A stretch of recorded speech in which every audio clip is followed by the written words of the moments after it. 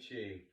So, I'm sure the people who watch my channel, I bought another one of these guitars, a Squier Bullet.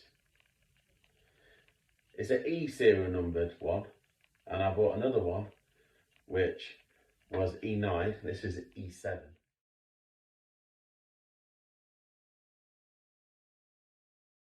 I absolutely love this guitar, so that's the reason why I bought another one. When I first got it, felt great. I thought, yeah, this is a player's guitar. The saddles were modified. They had some 80s DiMarzio saddles. It had a bridge pickup, which wasn't stock.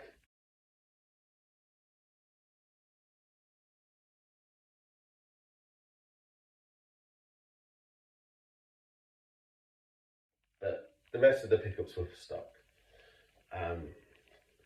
Not sure about the pots or switch. Probably a replacement again. Wasn't original, but most of the guitar was original. You know, the tuning pegs were original as well. They weren't Fender ones, but they were good quality sort of Goto style pegs. It was actually later than this one. This one's earlier.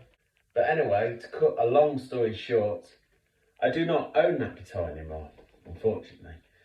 I had an idea of modifying that one and putting 54 pickups in it, which I have. I have some 54 pickups lying around. So, the neck on the E9 was slightly wider than this. So the fretboard radius was probably different slightly. The fretboard was darker on the E9.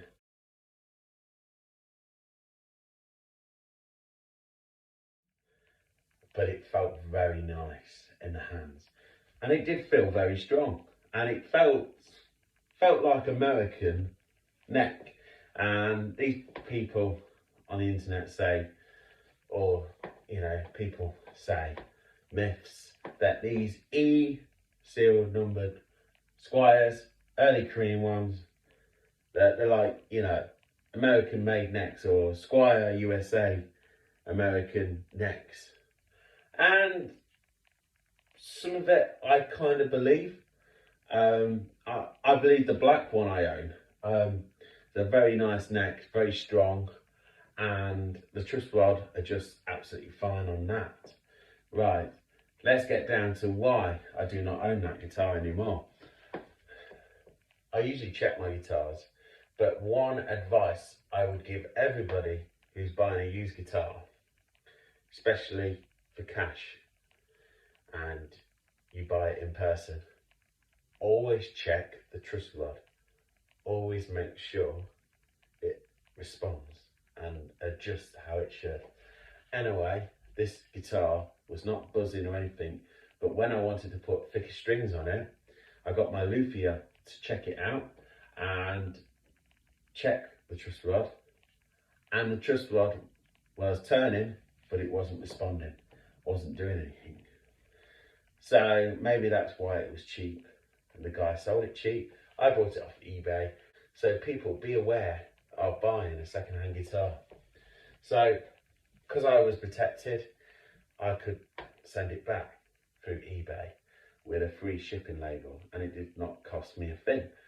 And the guy has been very good, and as soon as he received the guitar, he issued a refund.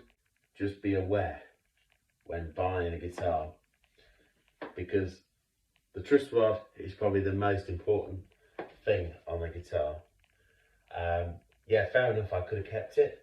I could have probably got it sorted with my luthier for less than £100.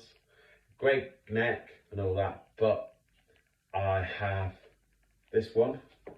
I have a black E9 one, maple, and it is a gorgeous guitar, and it's in very good condition, and it's been set up as well with 11s to 49 in E flat, and the truss rod just works absolutely how it should. So this is not the first time I've bought a guitar where the truss rod did not respond and didn't do anything. I actually bought an early Mexican Strat once. My luthier again says truss rod's not responding how it should. So again, another bummer. In person, always check the truss rod. When you're buying online, make sure you've got some kind of protection. Now, the seller, I'm not sure if he knew about it. He might have not knew about it. He might have thought that the truss rod worked fine. He said that he didn't own the guitar very long, so, but either way, he didn't kick up a fuss. He accepted that I wanted to return the guitar, and happy ending. But I'm going to be very careful now buying guitars, even online. Try and ask the seller, just if they know anything about guitars, try and ask them to adjust it to see if it responds and works. And then you're okay. Or you can still buy it, but you might not be as lucky as me. And the seller might kick up a fuss, and then he might not want to take it back, and it could all, you know, get complicated, even with protection and a hassle. But it was a smooth transaction. Anyway, unfortunately, I missed that guitar, but at the end of the day, I have others which I can buy, and you know, I've moved on. So I've got a few things to review on the channel. So if you've liked my story on the red Squier bullet, then please hit the subscribe button. And just a little background as well. My luthier told me that he had a late 80s American Strat where the truss rod was not responding, and it was just not doing anything. Now, this usually happens where it's a factory fault. I'm very, very certain that you wouldn't get this kind of issue today on guitars. But you see, being an E serial number of guitar, I thought, you know, Japanese wood, whatever, or American made wood, I thought there's bound to be no issues.